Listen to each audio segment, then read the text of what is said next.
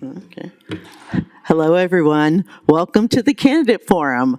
And we have two forums today, one at 6 and one at 7:30. So our 6 p.m. is for the Sheboygan Area School District Board. I'm Christine Smith. I'm Chair of Public Policy at the Sheboygan Branch of the American Association of University Women. AAUW's mission is to advance equity for women and girls through advocacy, education, and research. We are a nonpartisan organization. We do not endorse candidates, but do take positions on education and women's issues. So this is not a debate. There won't be rebuttals. It's an opportunity for candidates to inform the public of their opinions related to the City of Sheboygan's school district. This forum is also being taped through WSCS. Okay, so I'm serving as the moderator, and Kathy Lowen will be the timekeeper. Each candidate will be given 3 minutes to introduce themselves, and then 3 minutes to respond to each question.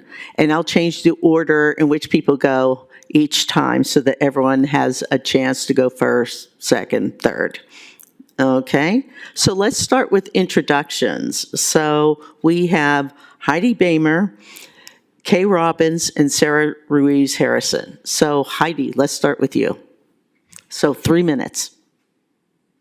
Good evening, my name is Heidi Bamer, and I am currently the Vice President of the Board at Sheboygan Area School District. I am a former classroom teacher and education consultant, and currently I am an emotional freedom techniques practitioner, and I work at Above and Beyond Children's Museum. My husband and I parent 3 kids. We've got 2 teenagers currently in the SASD system and a freshman at UWM. Go Panthers. Kay Robbins. First of all, thank you for having us. I appreciate that and all the work that goes into setting up something like this. I have been in Sheboygan since I was 21 years old. I did not grow up here, but I came here right out of college, and I have learned to love living here. I have met my people, and I have the lake, and I have lived here for 50 years now, so I'm pretty excited about that. I am a retired teacher, and I'm a mom, and all the good things that have made my life full in this community, and I look forward to continuing to serve. Thank you. Okay. All right, Sarah Ruiz Harrison. My name is Sarah Ruiz Harrison, and I am a long life Sheboyganite, born and raised. Went to school, elementary, middle, and high school in Sheboygan. I currently live with my husband on the south side of Sheboygan. I work at Sheboygan Area Credit Union as the Vice President of Member Services. I've been on the board. I've been lucky to be and honored to sit on the board with these fine women. And I look forward to 3 more years on the board. All right, thank you. So let's start with the first question. Why are you running? And what is the one best thing you can contribute to the Sheboygan Area School District Board? So we'll start with Kay. Well, I'm running, as Sarah said, because this is such a great group of people to work with. We have 9 very professional people who are respectful of each other, intelligent, hardworking, and it's an important part of my life. I've grown quite fond of these people. But particularly I'm running because we are doing good work and I want to see some of it finished. Particularly the 2 beautiful new middle schools we're going to be putting up. I find that very exciting. Also, we're facing the second year of a rough budget situation. We are desperately underfunded from the state. And when I thought about running again, I thought this would be a lot for a new person to jump into. You need experience, you need knowledge, you need to have an understanding of some of these things. And it takes a couple years to pick that up, really. So here we are going next year into the second year of no increase in funding. And I thought it was good to have continuity, and I'm very pleased to see that we're going to have that. as far as what I bring to the board, there's so many good people, but I tend to be the one who asks the pointed questions that other people may be thinking, but they don't necessarily come forward with it right away. And I kind of cut right to the chase. I'm the one who asks the questions that sometimes make people cringe just a little bit, but it's okay because discomfort often leads to growth. And I'm not concerned about disagreement because we do it civilly. And I think that in the end, you end up with a better result when you work through those things. And so I think that approach is what I bring. Thank you. Okay, next, Sarah. The question was, why am I running, correct? Yeah. I'm running because, again, I was born and raised in Sheboygan. I'm a direct product of Sheboygan Area School District, James Madison, Horseman, South High. And I believe in the vision of Sheboygan Area School District that all students will be productive and responsible citizens in a competitive world. I want to collaborate, and I have collaborated so nicely with my other board members and the administration and the teachers and the students to ensure that we prioritize our students. I want to listen, and I have listened, and I have collaborated with the students and the parents. One of our major tasks was the referendum for the middle schools, where we were able to listen to both sides of, I guess, the coin. We were able to come up with a really great solution for our students. So I believe that I am uniquely positioned to grow engagement as an active citizen in the city of Sheboygan, where I am motivated to work with the growing diverse community in Sheboygan. Okay, Heidi. First of all, I believe in public service. I believe that community members should be involved, that we should be helping our neighbors and be part of solutions. And I just think it's such a privilege to serve our community this way. To be a part of the school board has been such a good experience. And people will ask me, oh, so how's it going on the board?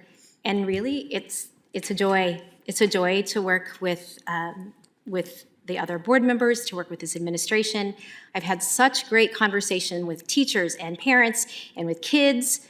So I'm really happy to be involved. And I think something that I can bring to the district, and that I do bring, is my ability to listen and to synthesize ideas. My education experience includes research and best practices in education.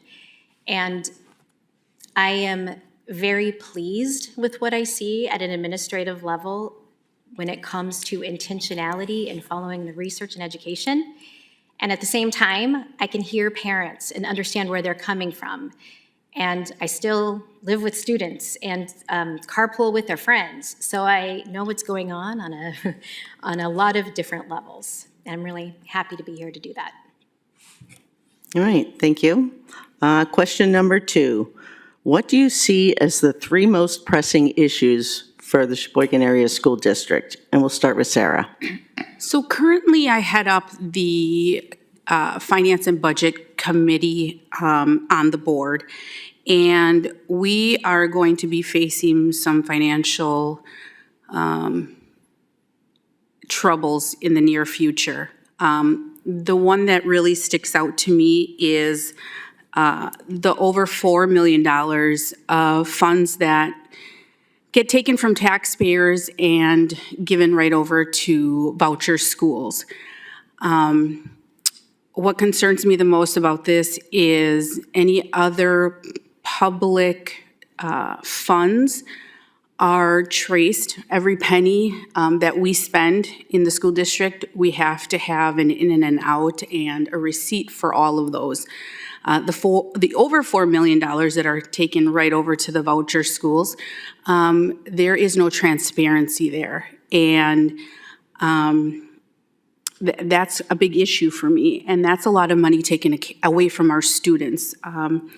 So that's one of the biggest problems that we currently face. Again, it's slowed down a bit, but retaining good teachers, making sure that we pay them a livable wage is another one.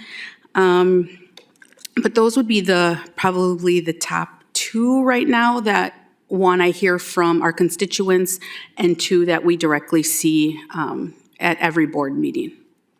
All right, thank you. Heidi? Thank you.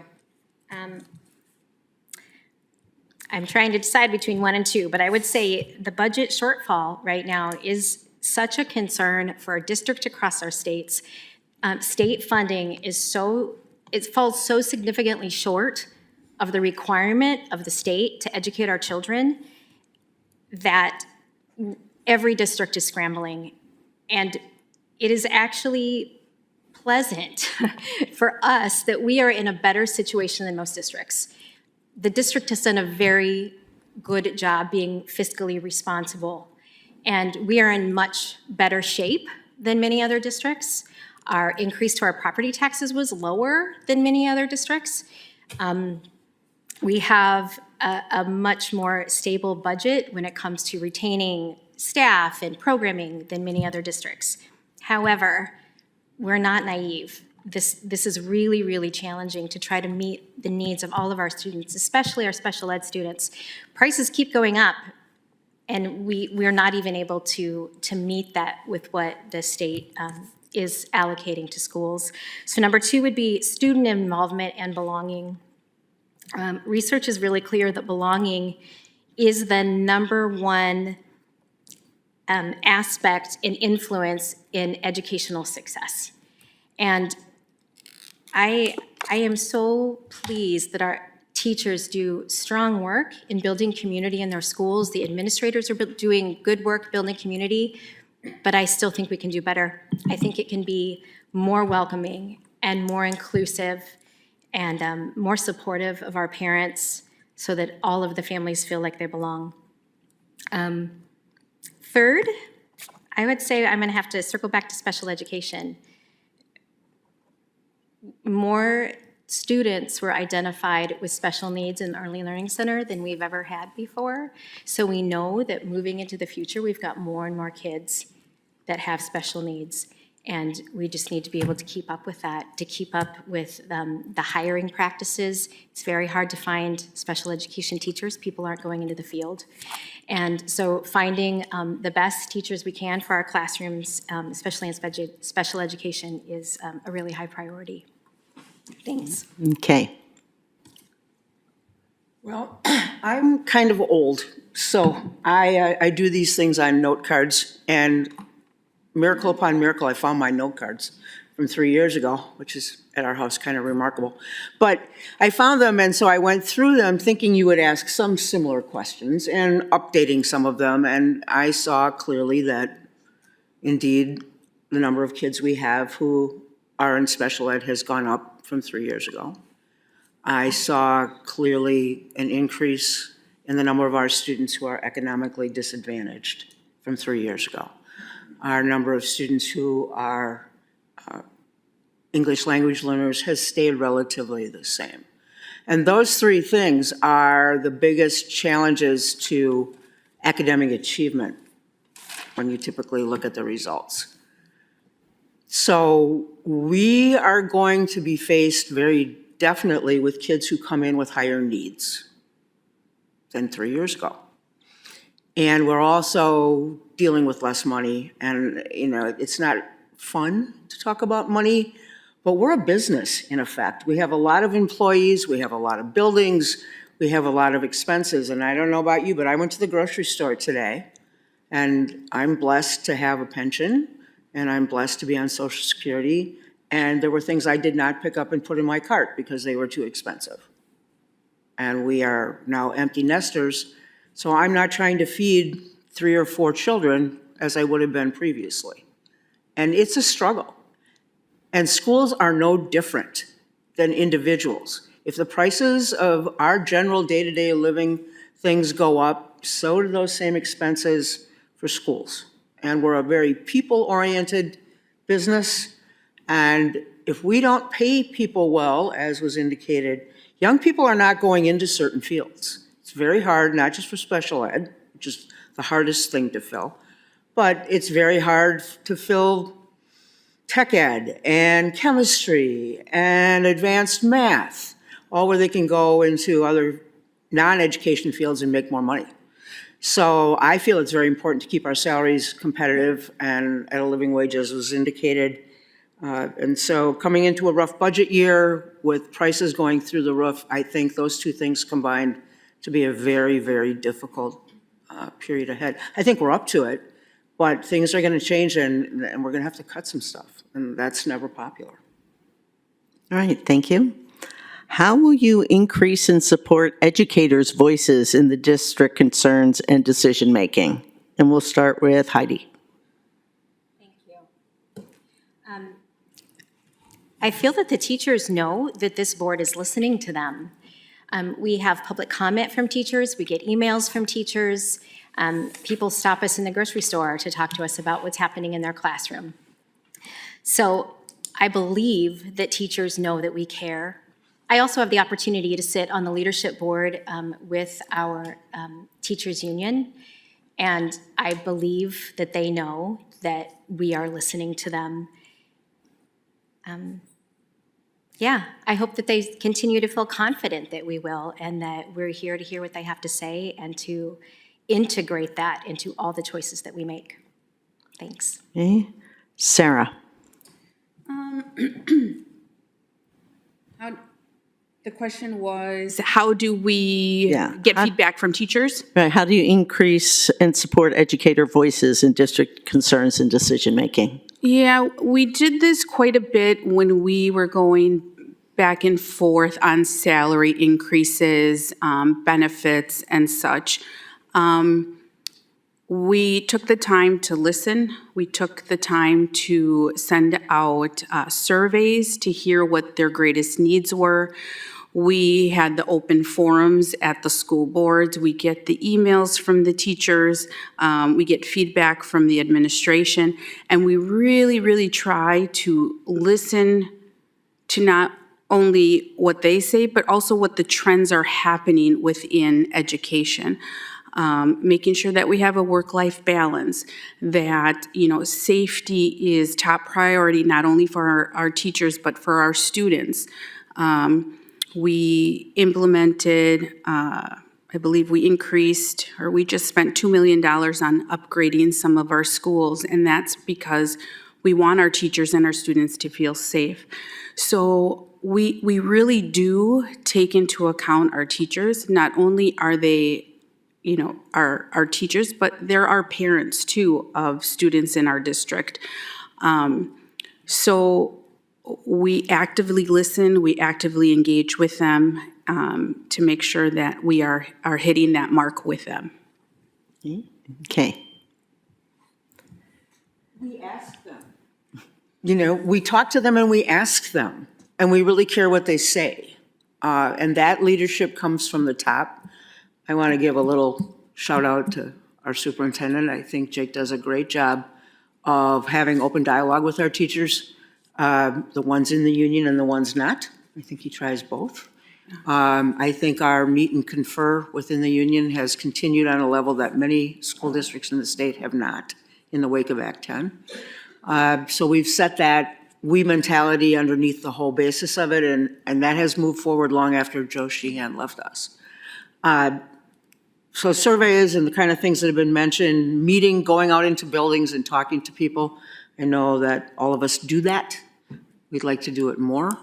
A good example would be when we put together, as we are continuing to tweak, the plans for the new middle schools. We really asked the teachers a lot. The teachers in those schools had tremendous input into how that school was going to be designed, where the space was going to go, how much light it was going to have, and they were honestly thrilled that they were asked and listened to. And I think asking the people who do the work always ends up with a better result. So it's as simple as asking and listening. And then on top of that, I think I get a lot of personal input, just as an aside, because I have a kid who's a 20-year kindergarten teacher in a different district. And she calls me every day from work on the way home on the Beltline and talks about what's going on there. And I take a lot of those little tidbits and I move those forward and ask our teachers and ask our board and bring them forward. And quite frankly, we're in better shape than Madison. I don't know if I can say that, but I just did. Thanks. All right, thank you. Next question. Special education funding reimbursements from the state have been dropping and are now at 35%. What are the impacts of this drop and what can be done to address this funding issue? And we'll start with Kay. Did you start with Kay? Yeah. Okay. Special ed funding is, in the state of Wisconsin, is a disgrace. I'm not gonna cut any break for that. It's ridiculous. We used to fund at a 50, 60%. Now we're really grateful if we hit 40. Some of that stuff is still working its way through. I don't think people realize how important it is that the public schools open their doors and educate anyone who wants to come, who lives in our area. We don't turn kids away. We don't make things difficult for them. We welcome their parents, even when, as long as they live in our district. We have some students who cost over $60,000 a year just for that one student and their aide. So we need the money and it's not there. So if people want to call their legislators and do that, my heart goes out to special ed teachers because they're amazing people. And they do really hard work every day to try to make life better for kids. And for them to feel unsupported, I just think it's a disgrace. All right, Heidi. Well, the teachers are going to keep putting forward the programming that they know that works. They're studying, they're learning, and they're doing their best to implement what every kid needs for whatever their barriers might be. But the real effect of not having enough money to fund special education is definitely staffing. It is so hard to get special ed teachers and aides, educational assistants. Many of our students require a full-time educational assistant. And it's not a job that a lot of people are jumping for when it's so, when it can't be reimbursed the way it needs to be in order to have just who we want in the classroom with each of these kids. And we've been lucky. There are so many people that see this as a calling, and that's why they go into it, because they're called. But we can do better. We can do a lot better. And if the state would forward the money we already paid into state taxes back into the schools, we would be able to do better. Sarah. So what have we been doing? I know on the human resource side, we do try to start our special education teachers at a bit of a higher wage or even a bonus to attract those teachers. But no matter what district you're in, no matter what school you are in the state of Wisconsin, we are struggling to keep teachers. Not enough people are going into the teaching field, so we're struggling on that aspect. We're struggling on how to pay them. And really, it comes down to, it affects our kids. So the district does get very creative in some of those solutions. Sometimes we try things that don't work and we try again in a different way so that we can allocate funds so that they can go into the right area. But we have to keep beating that drum to find a solution, whether it's going to the state level. I know that Jake, our superintendent, meets regularly with our elected officials, consistently going and sharing our stories with them of our students. Just last week, I was able to go into Pigeon River and do reading with the kindergartners, and each of the classes had a teacher and an aide. And the amount of charisma and empathy and patience that aide has, I don't know if we would be ever able to repay them in the amount of love and care that they show those children. And I hope that we continue to keep having those conversations and we keep driving the fact that we need to fund them at a higher cost. And so that's what we're currently doing. Thank you. What has been the impact of vouchers on Sheboygan Area School District? And we'll start with Heidi. I wish I would have brought all my numbers. Sarah brought hers, right? So you can share that. The fact that students with special needs are reimbursed at 90% if they are accepted to a voucher school, that the reimbursement for their education is 90%, where ours is falling below 35 if they go to a public school, the same student. That is shocking. It is shocking, and I think most people who support vouchers don't understand that. But those private schools are not required to take those students. So often they don't. Even if it was reimbursable, or even if they could get the reimbursement, they choose not to because it means hiring more staff. It means different classroom situations, and they don't have to do it. Where public schools, we take every kid, and we take it very seriously that it's our job to educate them and do the very best by them. So specifically the special education funding being diverted to non-public schools, public money being diverted to non-public schools is a tragedy for our kids and for our families. Okay, let's go to Kay. Piggybacking off of what was just said about special ed kids, the funding for voucher kids is higher, not special ed, just the conventional student. At the high school level, they get more money in a voucher school than our high schools do in Sheboygan. I don't think people are aware of that. The disparity is hard to swallow. It really is. I personally would like to do what Green Bay is doing, which is putting on the bottom of your tax bill how much of that money that's going to schools is going to the vouchers, because it's coming right off of the top from us, and it's going to them, and people don't know that. Do parents have the right to send their kids to school and private school? Absolutely, of course they do. And I know lots and lots of people, including my spouse, who went to private school growing up. That being said, I don't know that the taxpayers should be paying for it. The separation, all the private schools tend to be, most of them tend to be religious. And so, the separation of church and state is still important to me. And I don't like seeing that. And I don't think people are necessarily aware of it. And then to add on to it, the fact that the accountability that we have for what we do with money and what results our kids do in public schools is not this case in voucher schools. There's basically very, very limited accountability for a voucher school.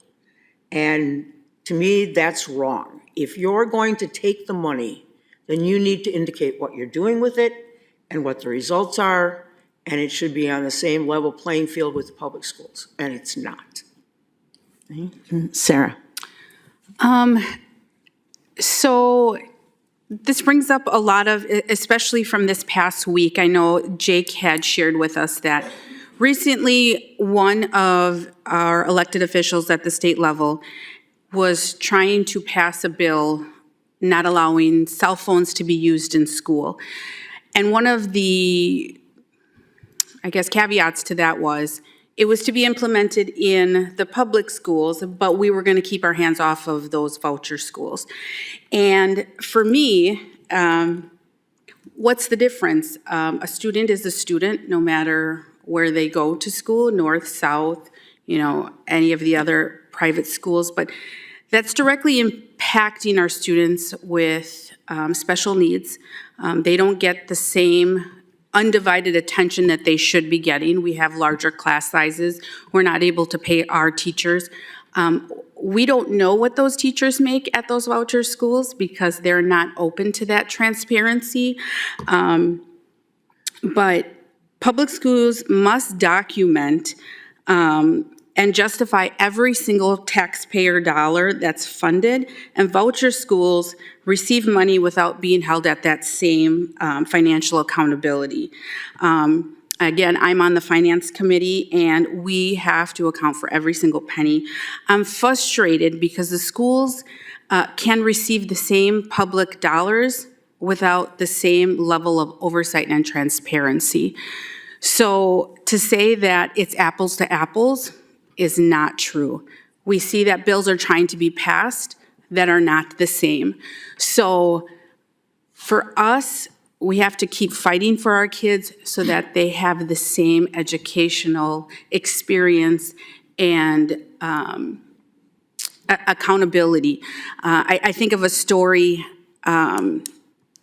of one of the voucher schools that was looking for a Spanish-speaking teacher. And I don't know how my name got wrapped in it, but they had reached out to me and said, hey, we're willing to pay you this amount if you come in and teach. And I'm thinking, I've never taught a day in my life. Why are you reaching out to me to teach? I've been in the financial sector for the last 13, 14 years. I know nothing about walking into a school to teach elementary students Spanish.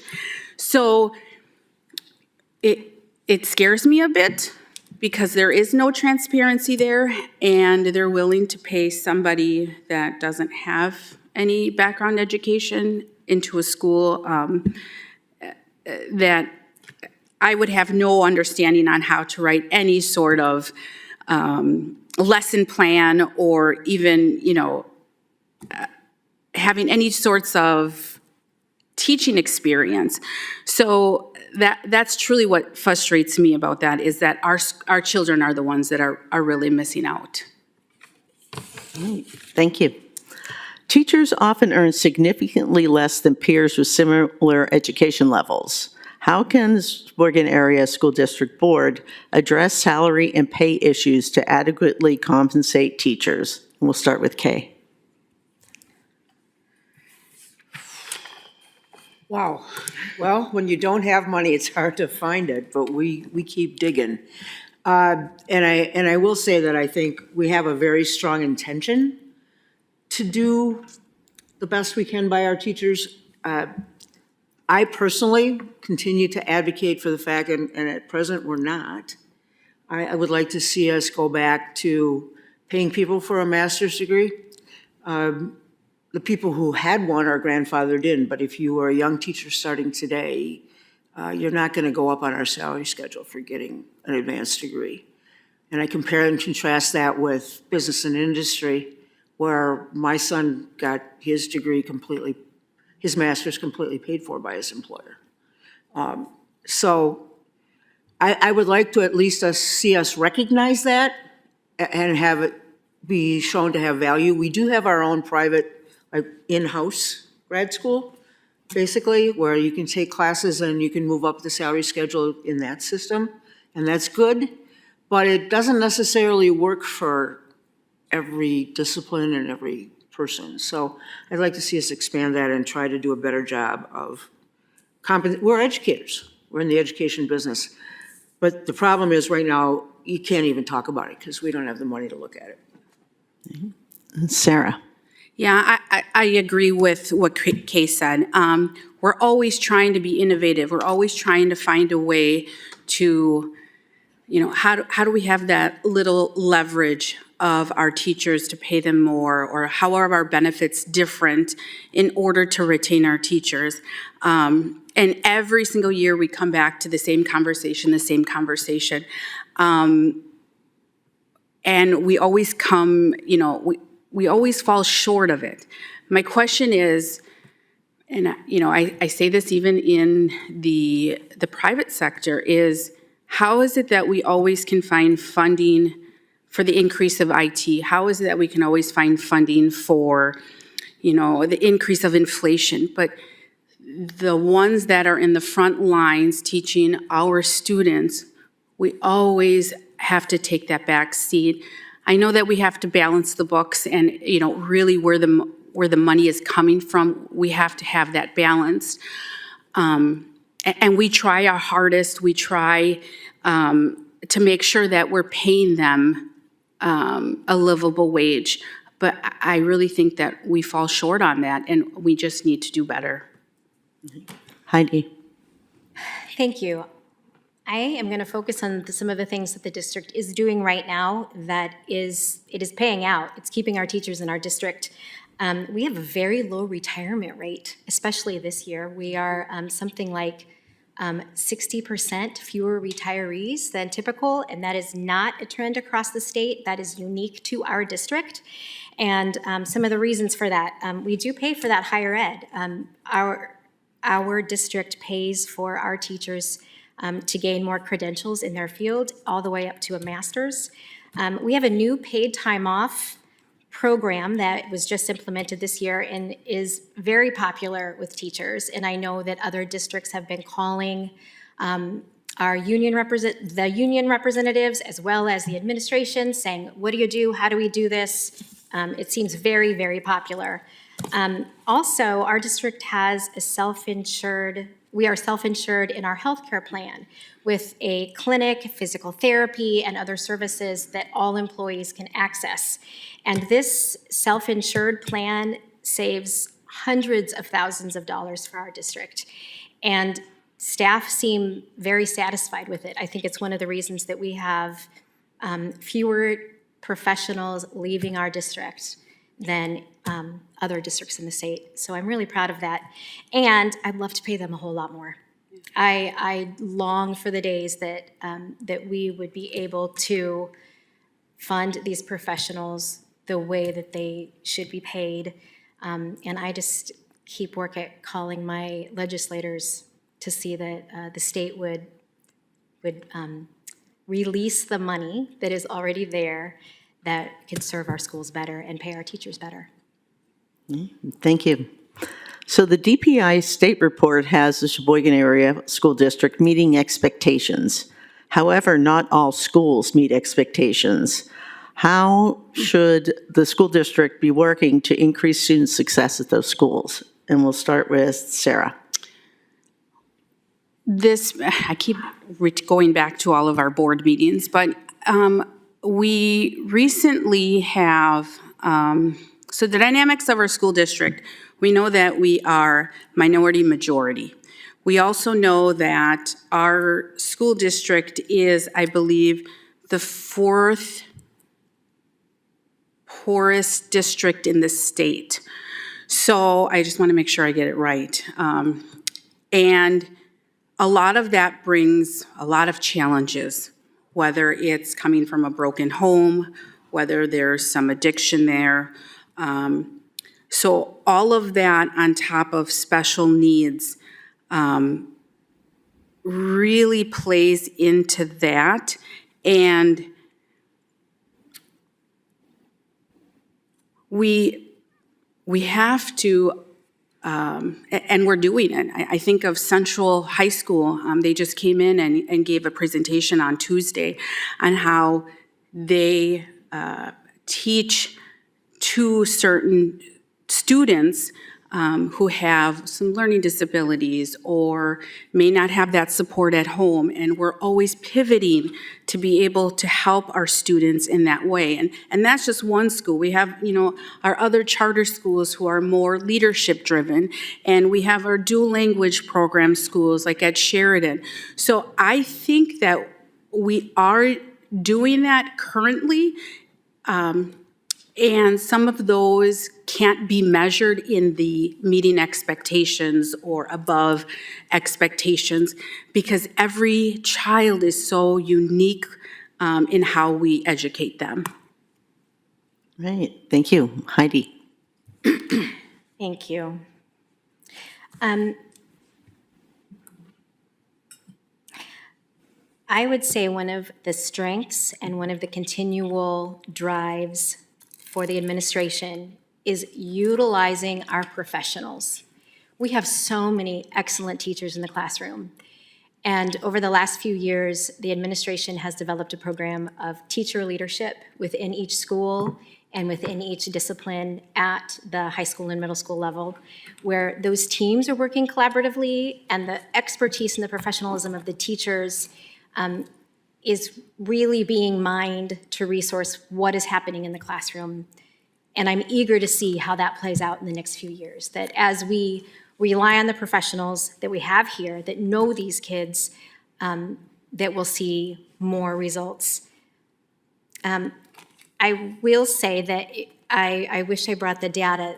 We also look at not just the meeting expectation rubric that the state puts forward that says this is the number of kids that pass this particular tests, but looking at those kids from 3rd grade to 5th grade to 8th grade to 10th grade, there's longitudinal studies. We have better gains than average, and we have better gains when we're comparing a student against themselves than we're comparing the student against the larger pool of students. And I think that is a better representation of success, that each kid is meeting their potential, and that teachers and programs are looking at how each student can improve. And I'm eager to see more of it, for sure. Okay. I think we do our best to meet kids where they are. I think state tests don't necessarily look at that. They're looking at everybody should take the same test and everyone should be able to improve at the same rate and the same level, and that is not real life. The fact that we have so many kids who come in with so many challenges before they ever enter our building impacts our test scores, and anyone who doesn't think poverty affects standardized test scores is not realistic. We have, I don't think people realize this. This year we have 64.5% of our kids who qualify for free and reduced lunch in the Sheboygan Area School District. Almost 65%. We have become much more of an urban district, and a lot of people don't necessarily see that, and they compare it to what school was like when they went, and it's different. So what do? Well, first of all, we feed kids, because it's really hard to learn when you're hungry. So we provide free lunch and breakfast for every kid. We don't ask for income, we don't shame anyone, we don't give anybody a peanut butter sandwich because they don't have money to buy the lunch. A lot of that is a big improvement over what it used to be. And quite frankly, our teachers have food in their desks that they give to that kid who is so hungry that school breakfast isn't gonna get them all the way to lunch. And they help support that. We have very inexpensive and in some cases free childcare before school and after school, which allows parents to work in certain shifts where otherwise they couldn't, which then allows them to take better care of their kids at home, which then results in them doing better product in the school. So I think meeting their basic needs is a key to improving achievement. I think we support kids in language development on a level that's very impressive. It's very hard not to speak the language that's taught in school when a different language is spoken at your home. And we do a lot of things to support kids, and I think that improves achievement. We're doing a lot of stuff. I mean, we have mental health in the schools where counselors come in from the outside, not just our school counselors, but additional through the PATH program that supports kids. And if you're mentally more well, your achievement is going to improve. I like to look at growth. And I totally agree with comparing. I would love to test that kid at the beginning of the school year, the end of the school year, and have that level of growth be the report card instead of some artificial standardized test, which is a snapshot. And by the way, not everybody's a good test taker. That doesn't mean they're not smart, and it doesn't mean that they're not learning. So to put a snapshot test and use that to evaluate a whole school district, I don't think it's accurate. Okay, thank you. Last question. Constituents are growing weary of referendums to increase property taxes. How do we increase funding to fund our schools adequately? I'll start with you, Heidi. Thankfully, our district has not gone out for operating referendums. We have not. The district has been extremely responsible financially, and I know many districts are, but the strong management from the business office really shows we have not gone out for operational referendum. The only referendum we've gone out for was for buildings, And I think most people understand that we don't have the millions sitting in the bank to build 2 new schools. So we are just, I personally am delighted that so many people in our community value schools, they value education, they want their kids and the kids in this community to be in good, safe, modern buildings. So I'm very pleased with the referendum that passed for the schools. But I think the big answer is holding the state accountable to their responsibility to fund public education. It's the law, and we all, as citizens, need to hold them accountable to following the law. Thanks. All right, Kay. I agree with Heidi. There's a surplus, a really big surplus. Am I correct? It's in the billions of dollars surplus? Yeah, it's sitting there. What are they holding on to it for? If there ever was a time to release that surplus, at least some of it, not all of it, of course not, but some of it, the time is now. And we need it. So the pressure we can put on the powers in Madison to release that surplus, I think is really huge. I think we continue to do our very best, and I agree that we are a very fiscally responsible school district. We are the number 9 largest enrollment in the state, and we are the only one in the top 10 that has never gone for an operating referendum. Madison goes every year. Every single year, they go to the taxpayers for a referendum just to run, not to build, just to run. So we're not doing that. And by the way, Mark Belke is retiring this year, and I would like to personally thank him and publicly recognize him. That man can crunch numbers like nobody's business. So thank you, Mark, for doing that. And again, I do think, referencing the referendum, which was a building, the level at which the citizens of the city of Sheboygan passed that is an envious thing. People all over the state can't believe it. Our people, we did the legwork, and we reached out to the community. Simple things like having those fitness centers where people come in and they see high school kids that are nice and help them adjust their machines, and they walk through the building and they're like, yeah, I can support this. I don't have kids in school anymore, but this is a good thing. The more we involve the community in the school, the more likely the community is to support the school. And I think Sheboygan has done a fine job of that. Right, Sarah. And just to, comment on the exact same is the state should be funding our schools. For I don't know how many years, they have not been able to keep up with inflation, so we've really been declining in the fundamentals of funding our schools. We think about almost 10,000 students in our school. We have 26 schools that we fund. We roughly have a 14-to-1 teacher ratio. We have over 35 languages that are spoken in our schools. All of that takes money to complete and to move forward, and I cannot thank our administration, past, present. Jake does such a wonderful job with Superintendent of Human Resources, Superintendent of Finance, Mark, Superintendent Rachel. All of them collaborate so well to keep our district running forward. And the state needs to do their job and back up the schools of how much they have not given to us in the past. And I'm proud of the district that we have. I'm proud of the things that we have accomplished. I'm proud of being able to give our students free lunch and breakfast. I'm proud that we are able to give our high school students the ability to graduate with an associate's degree at the same time that they're able to graduate with a high school diploma.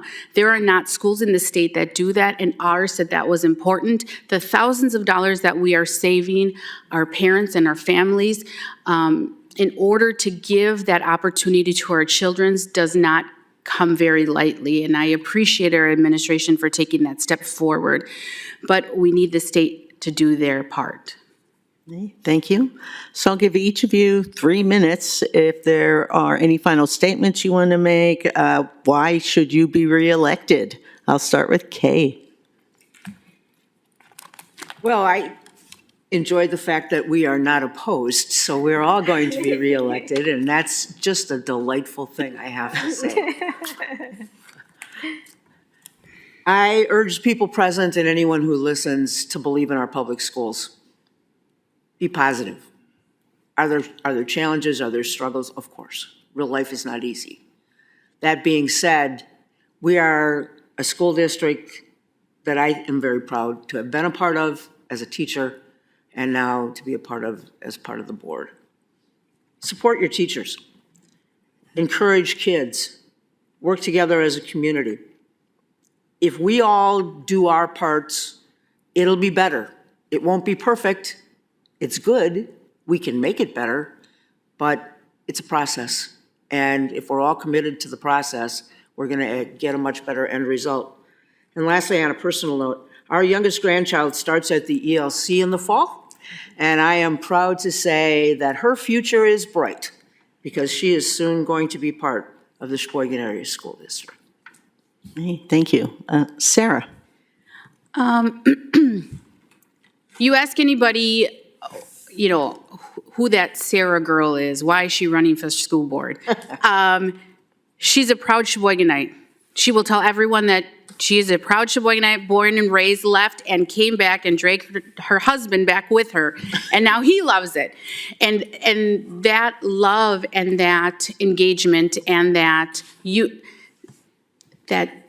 feeling that you get of being a part of a community is what I love about Sheboygan Area School District.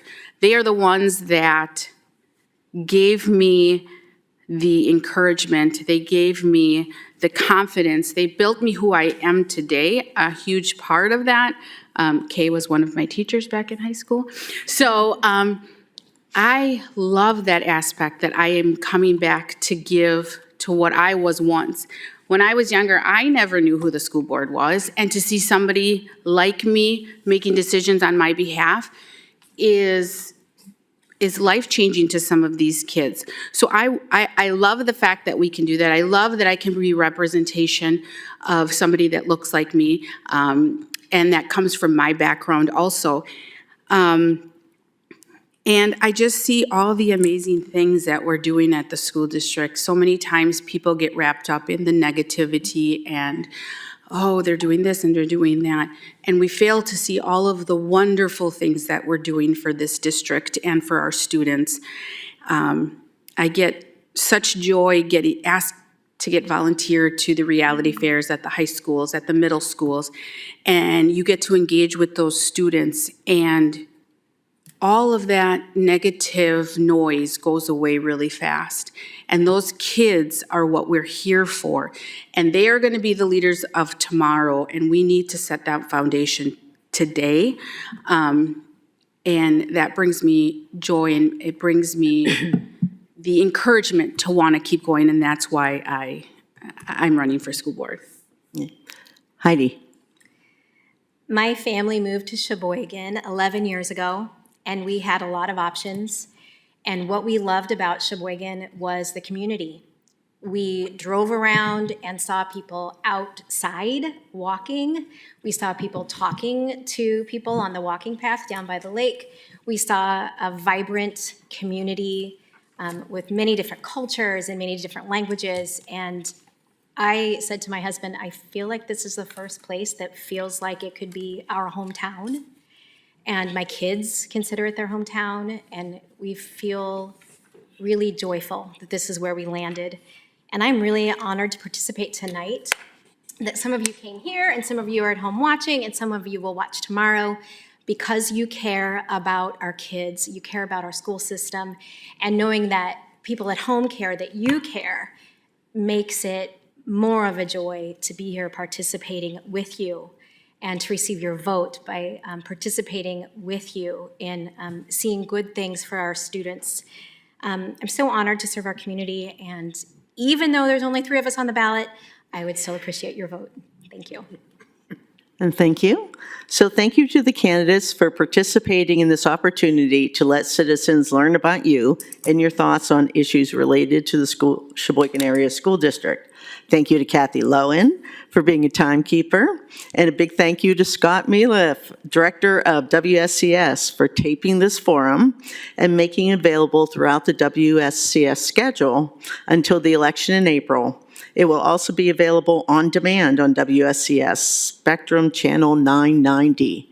So thank you, everyone, for coming. And this concludes this part of the candidate forum, and at 7:30, we will be talking to council members. Thank you.